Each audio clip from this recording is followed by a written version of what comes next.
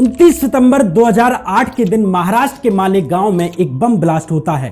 इस ब्लास्ट में 6 लोगों की जान चली गई। इसी दिन गुजरात के मोडासा में भी एक बम ब्लास्ट हुआ, इसमें भी एक आदमी की जान चली गई। 90 के दशक से लेकर साल 2008 के बीच का दौर भारत में बम विस्फोट का दौर रहा। हर साल कहीं ना कहीं बड़े बम धमाके होते। कभी कहा जाता कि इसमें पाकिस्तान का हाथ है, कभी कहा जाता कि इसमें इंडियन मुजाहिदीन का हाथ है, लेकिन मालेगांव बम धमाके में हुई जांच ने पहली बार इस कड़ी को खोला कि नहीं, इस कहानी में कोई और भी है।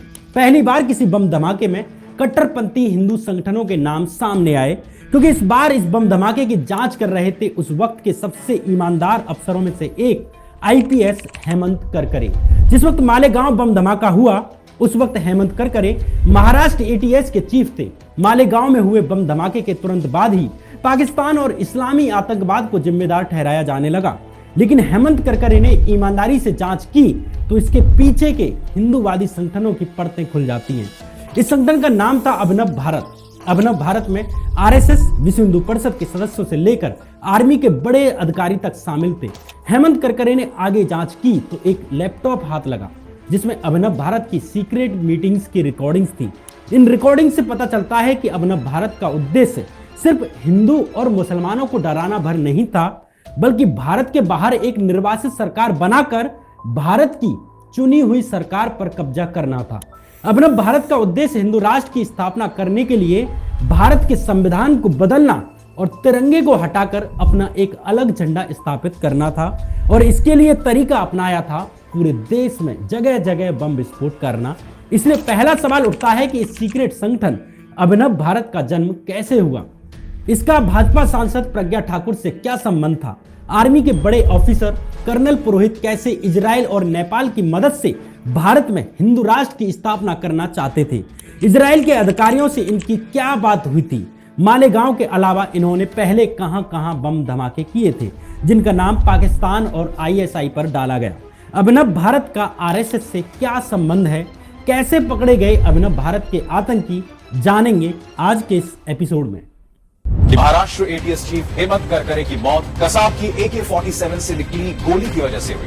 26/11 के दौरान शहीद हुए महाराष्ट्र के पूर्व एटीएस चीफ हेमंत करकरे वो देशभक्त थे क्योंकि देश के लिए गोलियां खाई। कानून का रक्षक है क्या? इस प्रकार की बात करते हैं, संवेदनशीलता नहीं है कोई।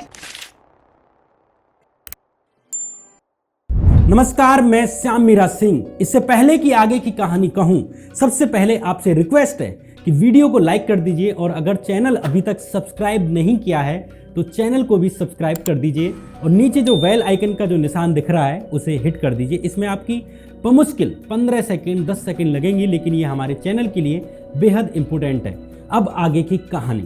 साल 2008 के मई महीने में राजस्थान की राजधानी जयपुर में एक के बाद एक कई बम धमाके हुए। इसके बाद देश के अलग अलग इलाकों जैसे बेंगलोर, अहमदाबाद और दिल्ली में कई बम ब्लास्ट हुए। इन सब बम धमाकों में सरकारी जांच एजेंसियों ने इस्लामी आतंकवाद को जिम्मेदार ठहराया। जैसा कि हर बम विस्फोट के बाद कह दिया जाता था कि इसमें पाकिस्तान का हाथ है, इसमें आईएसआई का हाथ है, लेकिन इसी बीच आता है सितंबर 2008 का महीना। इस वक्त देश में रमजान का महीना चल रहा था। सितंबर महीने की 29 तारीख को अहमदाबाद में 17 बम पकड़े गए, लेकिन पुलिस ने वक्त रहते हुए इन 17 बमों को डिफ्यूज कर दिया। ये हल्के बम थे, लेकिन फिर भी अहमदाबाद के एक मुस्लिम बाहुल्य बाजार में एक बम फट जाता है। इस बम धमाके में 20 लोग घायल हुए और एक आदमी की जान चली गई। अहमदाबाद के अलावा इसी दिन फरीदाबाद के बांके बिहारी मंदिर के बाहर एक बम मिला।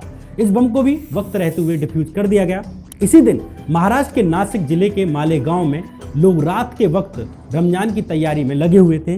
तभी रात के करीब 9:45 बजे भीड़ भाड़ वाले इलाके में यानी भीकू चौक के पास एक बम फटता है। इस बम धमाके में कुल 6 निर्दोष लोग मारे गए और करीब 101 लोगों को गंभीर चोटें लगी। इसके अगले ही दिन नवरात्रि थी। इस बम धमाके के समय से ही साफ था कि इस बम धमाके के पीछे के साजिशकर्ता हिंदू मुस्लिम दंगे कराना चाहते थे। सबसे पहले इस मामले में भी इस्लामी आतंकवाद का नाम सामने आने लगा, लेकिन जिस वक्त मालेगांव में बम धमाके हुए उस वक्त महाराष्ट्र एटीएस यानी एंटी टेररिज्म स्क्वाड के चीफ थे एक ईमानदार अफसर हेमंत करकरे, जिनके काम और ईमानदारी की प्रशंसा पूरे पुलिस विभाग में की जाती थी। हेमंत करकरे ने बिना वक्त गवाए तुरंत ही एटीएस की एक टीम मालेगांव भेज दी। अगले ही दिन नासिक से भी फॉरेंसिक साइंस लेबोरेटरी की एक एक्सपर्ट टीम मालेगांव आ गई। एटीएस की चार्जशीट के अनुसार फॉरेंसिक टीम ने पाया कि इस बम विस्फोट में आरडीएक्स जैसे हाईली एक्सप्लोसिव का इस्तेमाल किया गया है। आगे की जांच में पता चला कि ये बम एलएमएल फ्रीडम नाम की मोटरसाइकिल की सीट में फिट किया गया है। आगे जांच से पता चला कि बाइक के चेसिस नंबर और ओरिजिनल रजिस्ट्रेशन नंबर के साथ भी छेड़छाड़ की गई है, उसे मिटाया गया है ताकि असली मालिक तक यानी कि बाइक के असली मालिक तक पुलिस ना पहुंच सके। फॉरेंसिक टीम ने एटीएस को इस बाइक के चेसिस नंबर और ओरिजिनल रजिस्ट्रेशन नंबर को रिस्टोर करने की सलाह दी। फॉरेंसिक टीम के कहे के अनुसार अब एटीएस इस बाइक के मालिक का नाम खोजने लगी। यहीं से मालेगांव ब्लास्ट की साजिश की परतें खुलने लगती हैं। एटीएस को जांच में पता चला कि इस बाइक की मालिक कोई और नहीं बल्कि प्रज्ञा सिंह ठाकुर हैं, जो कुछ पहले तक आरएसएस के छात्र संगठन एबीवीपी से जुड़ी हुई थी और हाल ही में संन्यास लिया था। वही प्रज्ञा सिंह ठाकुर जो वर्तमान में मध्य प्रदेश के भोपाल से भाजपा की सांसद हैं। आगे की जांच में पुलिस को पता चला कि मोटरसाइकिल में बम फिट करने का काम शिव नारायण कालसांगरा, संदीप विश्वास डांगे और प्रवीण मुतालिक ने किया था। अंततः मोटरसाइकिल नंबर के आधार पर महाराष्ट्र एटीएस ने 23 अक्टूबर 2008 के दिन प्रज्ञा सिंह ठाकुर को अरेस्ट कर लिया। प्रज्ञा सिंह ठाकुर की कॉल रिकॉर्डिंग्स के आधार पर एटीएस ने प्रज्ञा सिंह के साथ साथ शिव नारायण गोपाल सिंह कालसांगरा और श्याम भंवरलाल साहू को भी अरेस्ट कर लिया। अब तक के बाद एक कड़ियां खुलने लगती हैं। 2 दिन के बाद ही महाराष्ट्र एटीएस ने भोपाल से समीर कुलकर्णी और इंदौर से संग्राम सिंह को अरेस्ट कर लिया। ये सब आरोपी अभिनव भारत नाम के संगठन से जुड़े हुए थे। इसी कड़ी में एटीएस ने 4 नवंबर 2008 के दिन आर्मी में उस वक्त काम कर रहे लेफ्टिनेंट कर्नल प्रसाद श्रीकांत पुरोहित को अरेस्ट कर लिया। ये बड़ी शर्म की बात थी कि देश के आर्मी का एक अफसर इतना रेडिकल हो चुका था कि आतंकी गतिविधियों में भी काम कर रहा था। आर्मी से आने वाले अभिनव भारत के बाकी कार्यकर्ता जैसे मेजर रमेश उपाध्याय रिटायर्ड थे, लेकिन कर्नल पुरोहित उस वक्त सेना में काम भी कर रहे थे। ये बड़ी चिंता की बात थी कि क्योंकि सेना की खुफिया जानकारी और हथियारों तक उनकी पहुंच आसान थी। एक रेडिकल अधिकारी के हाथ में इतनी संवेदनशील चीजों तक पहुंच होना भारत की एक लोकतांत्रिक सरकार के अस्तित्व के लिए खतरा थी। खासकर ऐसे लोगों के हाथ में पहुंचना जो देश की चुनी हुई सरकार को बम धमाकों के दम पर हटाने का प्लान कर रहे थे, जो देश का संविधान और झंडा दोनों बदल देना चाहते थे। कर्नल पुरोहित की गिरफ्तारी पर आर्मी के डिप्टी चीफ और लेफ्टिनेंट जनरल एसपीएस ढिल्लन ने भी कहा था कि कर्नल पुरोहित की अरेस्ट ने आर्मी की इमेज पर धब्बा लगाया है। कर्नल पुरोहित के बाद एटीएस ने वाराणसी के दयानंद पांडे उर्फ सुधाकर द्विवेदी को भी अरेस्ट कर लिया। दयानंद पांडे शारदा सर्वज्ञ पीठ के प्रमुख थे। मालेगांव बम धमाके के आरोपियों से प्राप्त मोबाइल और लैपटॉप और पेन ड्राइव को फॉरेंसिक एनालिसिस के लिए भेज दिया गया। एटीएस द्वारा पकड़े गए सभी आरोपी अभिनव भारत नाम के सीक्रेट संगठन से जुड़े हुए थे। इसलिए पहला सवाल ये उठता है कि आखिर अभिनव भारत नाम का ये सीक्रेट संगठन है क्या, इसकी स्थापना किसने की और मालेगांव बम धमाके की साजिश इसने कैसे रची। अभिनव भारत के बनने की कहानी में ही एक बड़ी कहानी छुपी हुई है, इसलिए अभिनव भारत के बारे में जानना जरूरी है। ये कहानी शुरू होती है साल 1905 से। इस वक्त हिंदुत्व की राजनीति के जन्मदाता विनायक दामोदर सावरकर पुणे के फर्ग्यूसन कॉलेज में पढ़ाई कर रहे थे। इसी वक्त अंग्रेजों से लड़ने के लिए उन्होंने एक सीक्रेट संगठन बनाया। इसका नाम रखा गया अभिनव भारत यानी यंग इंडिया। इसी बीच सावरकर को विदेश जाकर पढ़ाई करने के लिए एक स्कॉलरशिप मिल जाती है। इस वजह से साल 1906 में ही सावरकर पढ़ाई करने के लिए भारत छोड़कर इंग्लैंड के लिए चले जाते हैं। इस कारण अभिनव भारत संगठन इनएक्टिव हो जाता है। आजादी के बाद साल 1952 में अभिनव भारत से जुड़े नेताओं ने अभिनव भारत को सदा सदा के लिए भंग कर दिया। इसके बाद इस संगठन का कहीं कोई नाम सुनाई नहीं देता, लेकिन साल 2008 में हुए मालेगांव बम धमाके की जांच के बाद पूरे देश को इस सीक्रेट संगठन के बारे में पता चलता है। अब सवाल ये उठता है कि आखिर 1952 में ही समाप्त हो जाने वाले अभिनव भारत को दोबारा से किसने शुरू किया और कब किया। इसके पीछे बड़ी रोचक कहानी है। जब मालेगांव बम ब्लास्ट में अभिनव भारत के तार निकले तो महाराष्ट्र एटीएस ने विनायक दामोदर सावरकर के परिवार से आने वाली एक महिला से पूछताछ की। इस महिला का नाम था हिमानी सावरकर। हिमानी सावरकर एक तरफ गॉडसे की भतीजी थी तो दूसरी तरफ सावरकर के भतीजे की पत्नी थी। इस तरह हिमानी सावरकर हिंदुत्व की राजनीति करने वाले दो चर्चित नामों गॉडसे और सावरकर की साझी विरासत का प्रतीक थी। मालेगांव ब्लास्ट के 2 महीने के बाद आउटलुक मैगजीन को दिए एक इंटरव्यू में हिमानी सावरकर ने बताया कि वो अभिनव भारत की चुनी हुई अध्यक्ष हैं। उन्हें साल 2008 के अप्रैल महीने में भोपाल में हुई एक सीक्रेट मीटिंग में अभिनव भारत का अध्यक्ष चुना गया था, क्योंकि वे सावरकर और गॉडसे के परिवार से आती थी। अपने इस इंटरव्यू में हिमानी सावरकर ने बताया कि अभिनव भारत की स्थापना आरएसएस के कार्यकर्ता समीर कुलकर्णी ने की थी। जब उसने अभिनव भारत की शुरुआत करने का तय किया तो उसने मुझे अभिनव भारत का अध्यक्ष बनाने के लिए प्रस्ताव भेजा, जो मैंने स्वीकार किया। लेकिन एटीएस की जांच थोड़े और अंदर तक जाती है।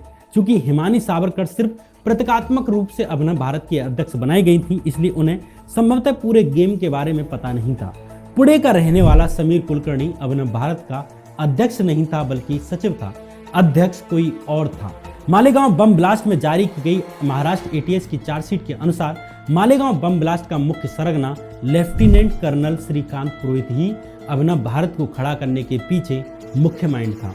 एटीएस की चार्जशीट के अनुसार सेना में बड़ा अफसर होने के बावजूद सेना के नियम तोड़ते हुए कर्नल पुरोहित ने फरवरी 2007 में अभिनव भारत की शुरुआत की।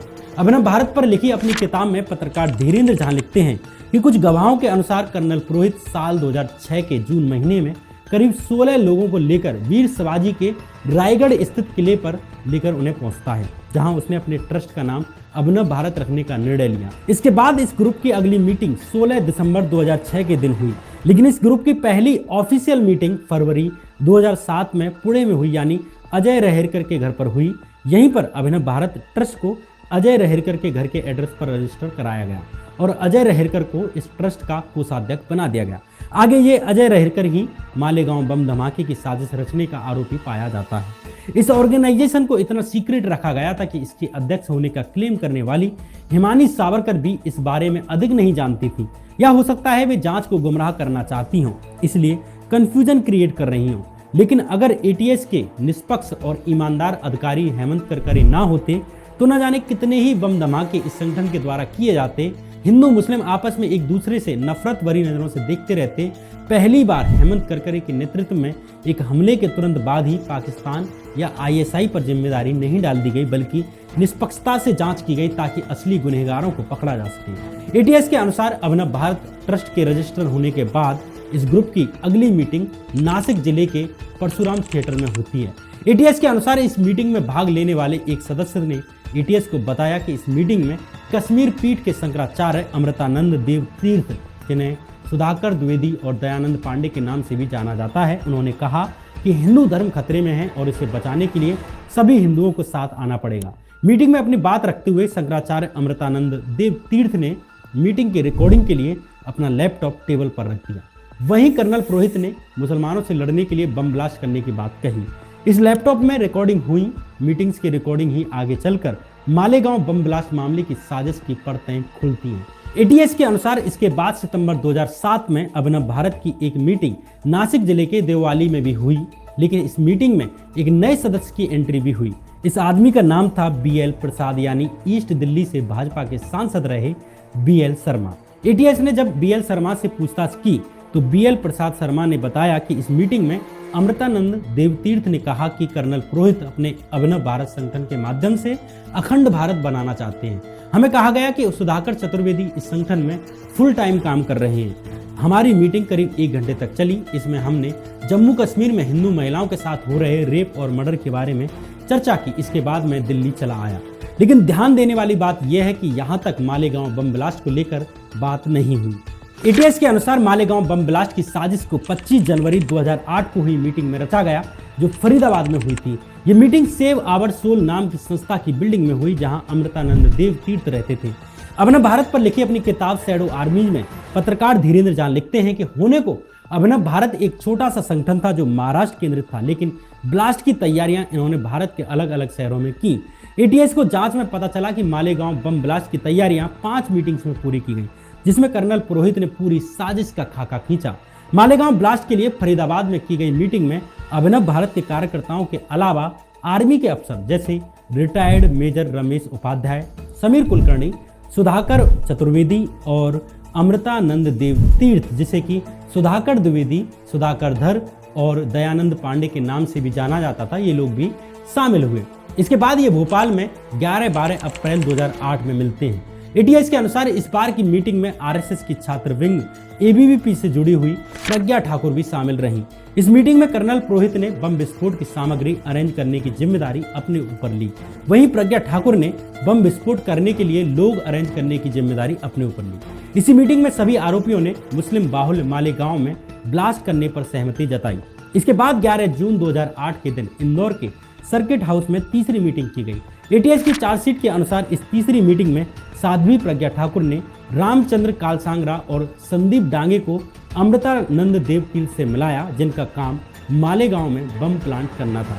एटीएस की चार्जशीट के अनुसार फाइनली पांचवी मीटिंग 3 अगस्त 2008 के दिन उज्जैन जिले के महाकालेश्वर मंदिर की धर्मशाला में की गई। यहाँ कर्नल पुरोहित को जिम्मेदारी दी गई कि वो रामचंद्र कालसांगरा और संदीप डांगे को बम धमाका करने के लिए आरडीएक्स देगा। ये काम कर्नल पुरोहित ने राकेश धाबड़े को सौंप दिया, जो बम बनाने में एक्सपर्ट था। एटीएस की चार्जशीट के अनुसार अभिनव भारत के कोषाध्यक्ष अजय रहेरकर ने कर्नल पुरोहित के कहने पर राकेश धाबड़े को हथियार खरीदने के लिए 3,20,000 रुपए भी दिए थे। एटीएस को जांच में आगे ये भी पता चला कि राकेश धाबड़े ने साल 2001 में institute of research and development in oriental studies यानी IRDOS से जुड़ा हुआ था। इसी राकेश धाबड़े ने परवानी और जालना में हुए बम धमाकों के आरोपियों को बम असेंबल करना सिखाया था। जांच में यह भी पता चला कि कर्नल पुरोहित के इशारे पर अभिनव भारत की तरफ से IRDOS संस्था को इसी तरह की ट्रेनिंग देने के लिए 2,25,000 रुपए का चेक दिया गया था। उज्जैन में हुई मीटिंग के बाद राकेश धाबड़े 9-10 अगस्त के दिन प्रज्ञा ठाकुर द्वारा मिलाए गए रामचंद्र कालसांगरा और संदीप डांगे से मिला, जिनका काम मालेगांव में बम प्लांट करना था। फाइनली 29 सितंबर 2008 के दिन मालेगांव में एक भीषण बम विस्फोट को अंजाम दे दिया गया। इस बम धमाके में 6 लोगों ने अपनी जान गंवा दी और 101 लोग घायल हुए। लेकिन अभिनव भारत की साजिश इस बार इसलिए खुल गई क्योंकि इस बार महाराष्ट्र एटीएस को एक ईमानदार अफसर हेमंत करकरे लीड कर रहे थे। मालेगांव बम धमाके के कुछ ही समय के अंदर ही हेमंत करकरे ने इसके पीछे की साजिश रचने वालों को उनके हाथों को बाहर ला दिया, पूरी कॉन्स्पिरेसी को खोल कर रख दिया, वो भी बेहद कम समय में। मालेगांव बम ब्लास्ट में अभिनव भारत की साजिश सामने आने के बाद अब महाराष्ट्र एटीएस के चीफ हेमंत करकरे ने उन अन्य बम धमाकों में भी अभिनव भारत के शामिल होने की तलाश शुरू कर दी जिन्हें इस्लामी आतंकवाद बताया गया था। हेमंत करकरे अब इस संभावना को भी तलाशने लगे कि कहीं ऐसा तो नहीं है कि मालेगांव से पहले हुए अन्य बम धमाकों में भी तो कहीं अभिनव भारत शामिल ना हो, कहीं अन्य बम धमाकों में भी अभिनव भारत के द्वारा ही तो साजिश नहीं की गई, ताकि हिंदू बहुसंख्यकों को ये लगे कि ये मुस्लिमों ने किए हैं और मुस्लिमों को ये लगे कि ये हिंदुओं ने किए हैं। इसलिए महाराष्ट्र एटीएस अन्य बम धमाकों में भी हिंदू चरमपंथी संगठनों की भी भूमिका की तलाश करने लगी। इससे पहले भी 8 सितंबर 2006 के दिन भी मालेगांव में बम ब्लास्ट हुए थे। ये बम एक साइकिल में फिट किए गए थे। इस ब्लास्ट में भी करीब 40 लोगों की मौत हुई थी और करीब 125 लोग घायल हुए थे। शुरू में ही महाराष्ट्र पुलिस के डीजी PS पारिशा ने कहा कि वे एक बड़ी लीड की तरफ है। 30 अक्टूबर 2006 के दिन महाराष्ट्र पुलिस के द्वारा students Islamic movement of India यानी कि सिमी के एक एक्टिविस्ट नूर उल हुदा को अरेस्ट कर लेती है। बाद में पुलिस ने शब्बीर बैटरीवाला और रईस अहमद को भी अरेस्ट कर लिया और कहा कि ये दोनों क्रमशः लश्कर तैयबा और सिमी से जुड़े हुए हैं। कुल मिलाकर साल 2006 में हुए मालेगांव ब्लास्ट में शुरू में ही बाकी बम धमाकों की तरह ही घोषित कर दिया गया कि इसमें भी पाकिस्तान का हाथ है, इसमें भी लश्कर तैयबा का हाथ है और मुस्लिम युवकों को अरेस्ट कर लिया गया। लेकिन पुलिस को इन तीनों आरोपियों के खिलाफ कोई सबूत नहीं मिलते हैं। लेकिन बाद में जब जांच हुई तो इसमें RSS और बजरंग दल से जुड़े कार्यकर्ताओं के नाम बाहर आए। इसलिए मालेगांव बम धमाके में अभिनव भारत का नाम बाहर आने पर हेमंत करकरे अन्य बम ब्लास्ट में भी अभिनव भारत या अन्य कट्टरपंथी हिंदू संगठनों की भूमिका की भी जांच करने लगे। क्योंकि हेमंत करकरे के पास कर्नल पुरोहित और अभिनव भारत से जुड़े कार्यकर्ताओं के लैपटॉप और पेन ड्राइव हाथ लग गए थे। धीरे धीरे हेमंत करकरे संभवतः RSS और विश्व हिंदू परिषद की भी जांच करते उनके बड़े नेताओं तक पहुंचते, क्योंकि अभिनव भारत नाम का ये सीक्रेट ग्रुप RSS से जुड़ा हुआ था। उसके कार्यकर्ता RSS के और विश्व हिंदू परिषद से और बजरंग दल से सहानुभूति रखते थे, बल्कि कई कार्यकर्ता RSS और ABVP से ही आए थे। लेकिन इससे पहले कि हेमंत करकरे आगे बड़े हाथों तक पहुंचते, उससे पहले ही 26 नवंबर 2008 के दिन हुए मुंबई हमले में आतंकवादियों ने हेमंत करकरे की हत्या कर दी। सरकारी जांच एजेंसियां कहती हैं कि मुंबई हमले में जिन आतंकियों ने हमला किया उन्होंने ही हेमंत करकरे की भी हत्या की थी, जब वे आतंकियों से लड़ने के लिए मुंबई के कामा अस्पताल के पास पहुंचे थे। लेकिन वहीं हेमंत करकरे की हत्या के पीछे की कुछ कॉन्स्पिरेसी थ्योरीज भी हैं। जैसे कि कुछ के द्वारा ये भी कहा जाता है कि हेमंत करकरे को उन आतंकियों ने नहीं मारा जो पाकिस्तान से आए थे, बल्कि एक पूर्व नियोजित तैयारी के तहत हेमंत करकरे को यहीं महाराष्ट्र से जुड़े आतंकियों ने मारा। इस कॉन्स्पिरेसी थ्योरी पर पूर्व पुलिस अधिकारी रहे एसएम मुशर्रफ ने एक किताब भी लिखी है जिसका नाम है हेमंत करकरे को किसने मारा। इस किताब में दिए गए तथ्यों, सबूतों और आशंकाओं को हम एक हेमंत करकरे की हत्या पर बनाई एक स्पेशल वीडियो में बात करेंगे। हेमंत करकरे की हत्या पर यह किताब क्या कहती है, सरकार क्या कहती है, जांच एजेंसियां क्या कहती हैं, इन सब तथ्यों को अगले एपिसोड में आपके सामने डिस्कस करेंगे। अगर आपको ये वीडियो पसंद आई है तो कमेंट बॉक्स में अपना कमेंट करके जरूर बताएं। हमें अपना मत जरूर बताएं कि आपको ये वीडियो कैसी लगी और ये भी बताएं कि क्या आपको दूसरे एपिसोड का इंतजार है। इस चैनल की बाकी वीडियोज भी आप देख सकते हैं। तब तक के लिए बने रहिए यहीं पर। नमस्कार।